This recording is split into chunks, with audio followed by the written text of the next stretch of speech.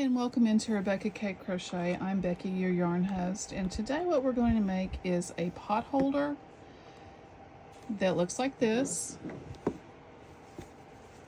and we are going to use a 5mm hook, and I am using Lily Sugar and Cream. It's a 4-weight cotton. It says that it calls for a 5mm hook right there. And you're going to need almost an entire ball of this cotton yarn. This is 100% cotton. You do not want to make a hot pad that is not 100% cotton. If you have cotton that has polyester in it or anything else, you don't want to use that for a hot pad, because when your pan sits on it, then it can melt your fibers. The cotton, it will not melt. And how we're going to start this today is we are going to put a slip knot on our hook,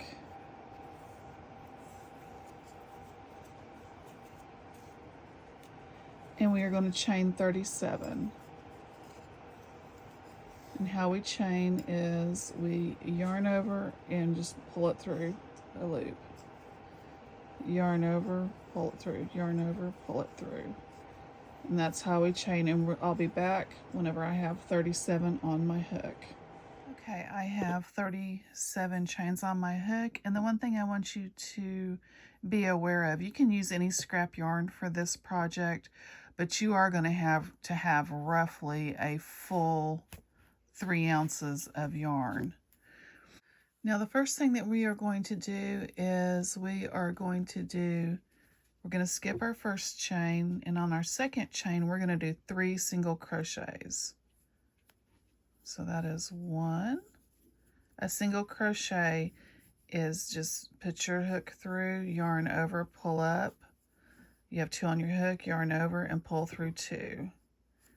And so we do 3 single crochets, and this is our third one. And then we're going to single crochet all the way across.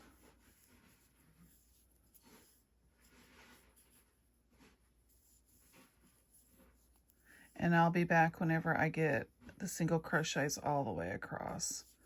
I'm not going to make you sit here and watch that, but you get the hint. You just do them all the way across.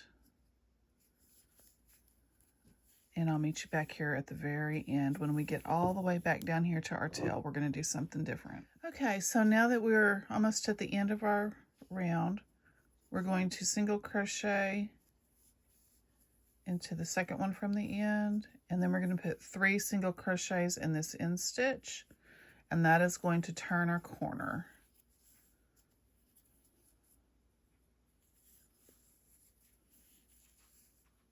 And then we're going to crochet over our tail if you can. If you don't, you'll have to weave it in later, and we'll put it towards the center, kind of bring it up this way. And so now, since we have our 3 single crochets in our corner, what we're going to do is we're going to go to the next one, and we're going to go across from each stitch right here, and we are going to put a single crochet in that stitch all the way across, and just go back through and do single crochets all the way across, just like so.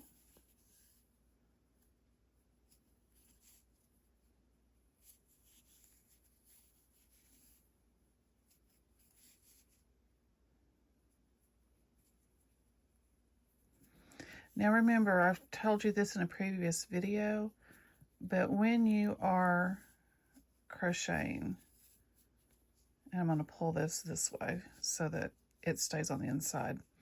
But when you're crocheting these, and please forgive my fingernails, I've been working outside in my garden. You have your V-stitch right here, this stitch right here, and you have this X on top. You want to go down inside that X right here and pull up a loop. And that way you know that you are directly across from that other single crochet that you have.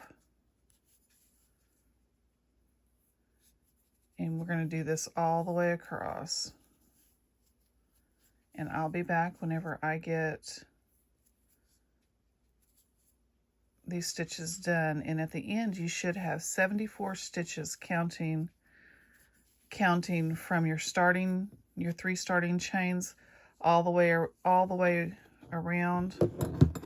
So starting from here, you're starting from your first stitch all the way around and then back around to this stitch, you should have 74 single crochets, and I will be back. Okay, here we are at the last stitch in our row, and we are going to go ahead. We're not joining here. We're going to single crochet here, and then we are going to place a stitch marker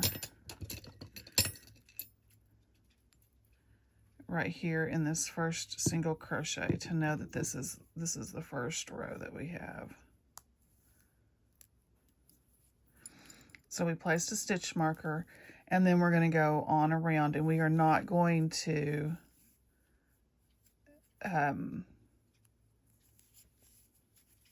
join. I mean, we're not going to increase or anything. We're just going to go ahead and go all the way back around with our single crochets. Now you will notice that this will start curling in on you like this right here. See how it's cupping? It's starting to curl.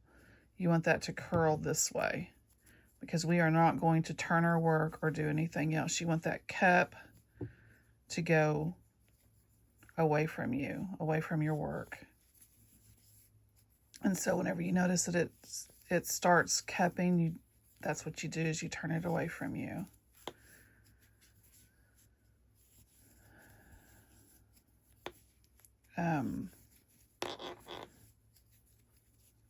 I may have to pick that up and hold it in my hand so that it doesn't hit the table. Makes noises.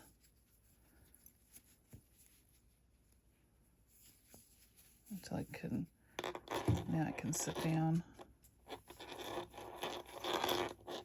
That's going to drive me crazy.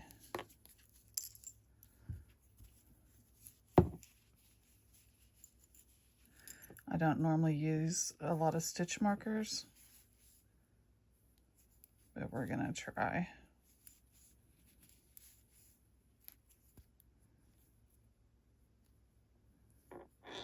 When your yarn splits like that, I don't know if you saw that, but I had that one little piece. You'll be able to tell that that's happening because you'll feel it getting really tight and you can't pull through, and you just continue to pull through that piece because it tightens down and locks down your yarn.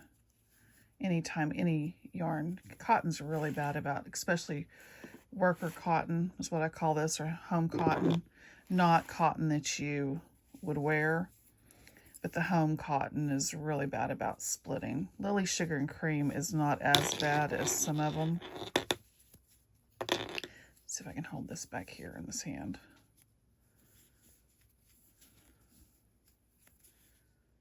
So you don't have to hear that stitch marker on the table.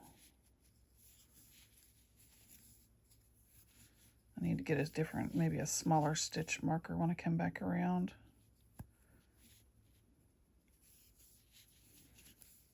I'm going to go off camera and y'all keep going all the way around, and you'll just step up and you'll change your stitch marker, and I'll show you how to do that here in just a second. And you just continue on doing this until you get back to the other side, and I'll be right back. Here we are at this end, and we are just going to go ahead and continue around. We are not going to increase at all. So I wanted to show you that. We just go in every stitch around without an increase.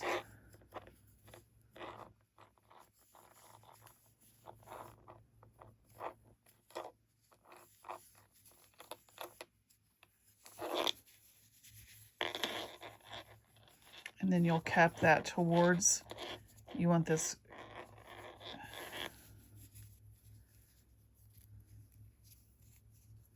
it needs to be kept towards the inside.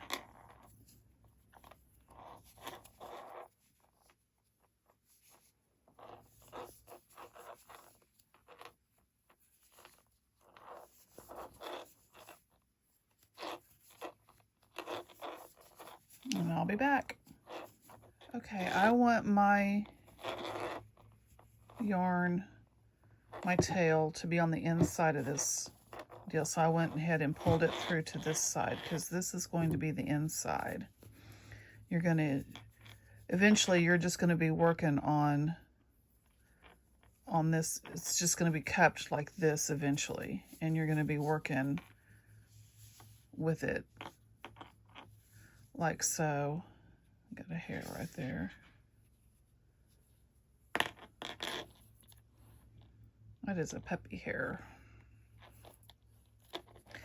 But it's gonna cap like this, and you want your tail on the inside so you don't have to do anything with it.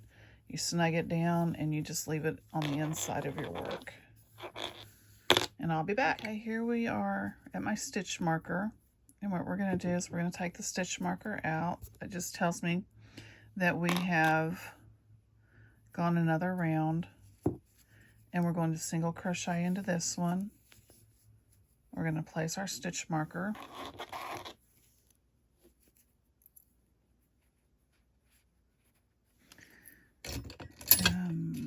So I have a shorter stitch marker over here.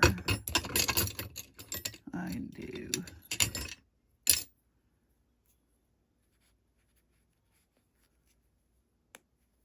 I have all kinds of stitch markers.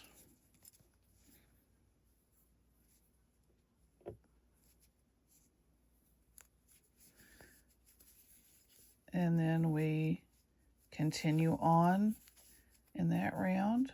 And that stitch marker just tells us that, oh, hey, we're doing another round. So we're going to do this for approximately 20 rounds.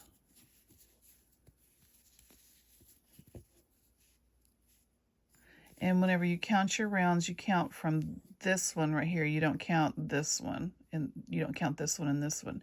You start here, and this would be 1, 2. Like over here, we've got 3. 1, 2, and 3. So that's how we're going to count our rounds. And we're going to go to approximately 20 rounds, and I will meet you back whenever we have single crocheted all the way around for 20 rounds. And show you what it's looking like and what we do next. Okay, so this is what we have. This is almost 20 rows. I just like this little bit right here, but whenever you bring it like this and you fold it like so to make your square, that stitch is right in the middle, and that's what you want. You either want it up here and go past it if you're having a hard time getting it to connect right here, or you stop before and you'll pull it together just a little bit. Now mine is exactly 20 rows from here to the bottom, and this is one of the bottom corners. And it is going to make not a square but a rectangle. So, and that's okay. That's what I want. So what we do now is we put our yarn in, we hold our yarn back here in the middle, and you take on the inside stitch of this side and the inside stitch of this side, and then you pull up and make a slip stitch. This is exactly how we did the cardigan. This is pretty much my go-to. I think I can't pull it through, and I can't pull my yarn, so I have a split yarn somewhere. So we will try that again.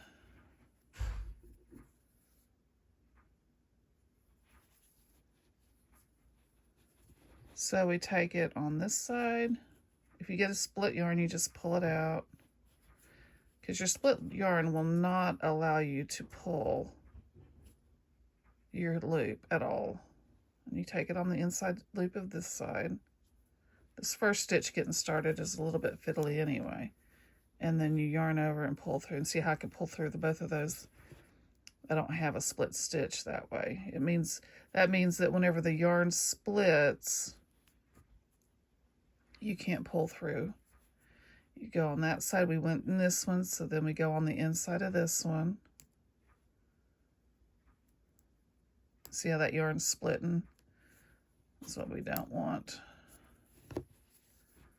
And then we pull through and pull through. And cotton yarn is notorious for doing this. Pull through and pull through. And you do this all the way up, and I will meet you back whenever we get it all stitched up. And this is just how you do it. Whoops. And like I said, if you make a mistake, you just pull it out. Whenever you do this with cotton yarn, you want to stretch it out and make sure that that's even so it doesn't happen again. It's a good thing that happened on camera so you could see how I fix it. And just pull through and pull through.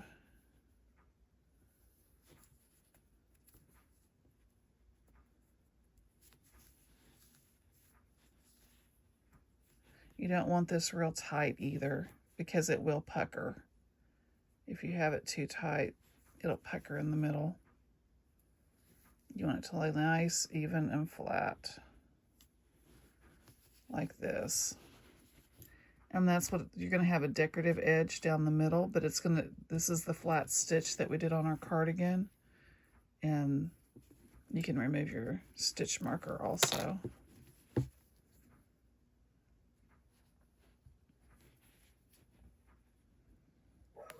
I'll do it a couple more times. No. All my dogs are in here with me. Except for one outside. And she's barking.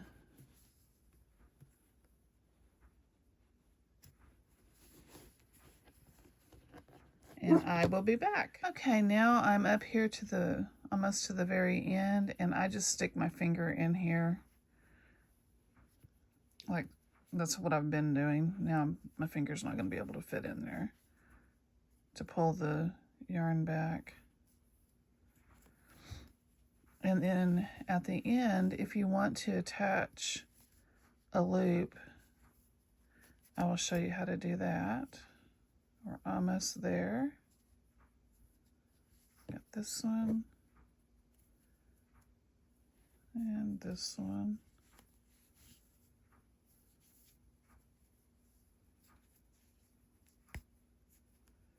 And this one.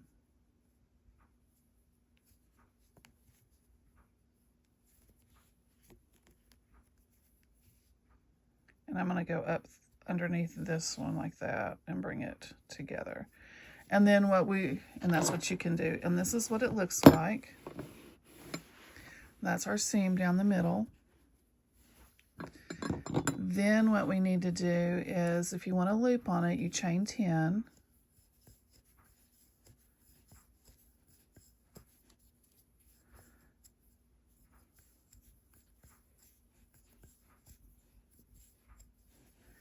And we go back down in here, the stitch that we came out of, and I like to make sure I go through the back stitch too.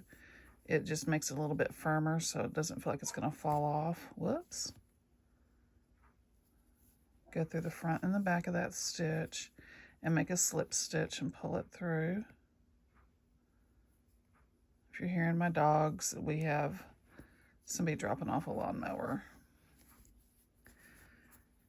And then you do your slip stitch. You can do it once or twice.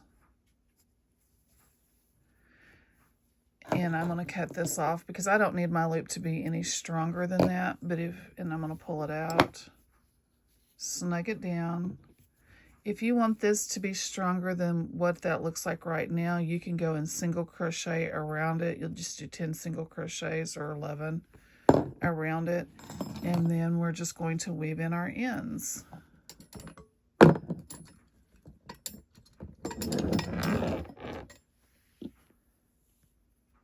Isn't this a pretty dish? My mother-in-law went on vacation painted this for me, brought it back. And I just put all my hooks in there and my scissors and my stitch markers that are extra. I thought it was really pretty. And it's my favorite color, blue.